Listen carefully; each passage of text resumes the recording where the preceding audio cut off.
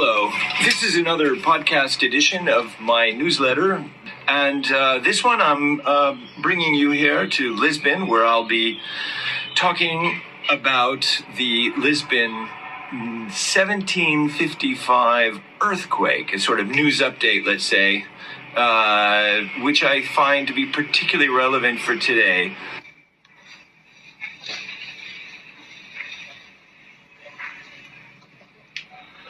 Well, let me just say that I would start with Voltaire. What does Voltaire have to do with Lisbon? Others have rallied in on this point as well. Voltaire was responding to Leibniz. Rousseau was responding to Voltaire. And it goes on. You have everyone from Immanuel Kant to Goethe joining the fray. And this is all about just one thing. Should humankind believe in the divine providence, or should we try to find the answers in science?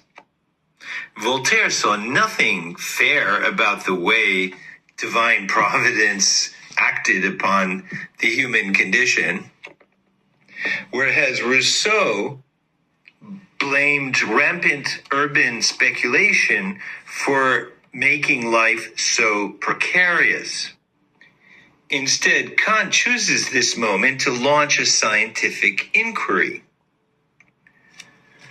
Walter Benjamin, Hannah Arendt, and other more contemporary thinkers also saw the Lisbon earthquake as a critical turning point in our history.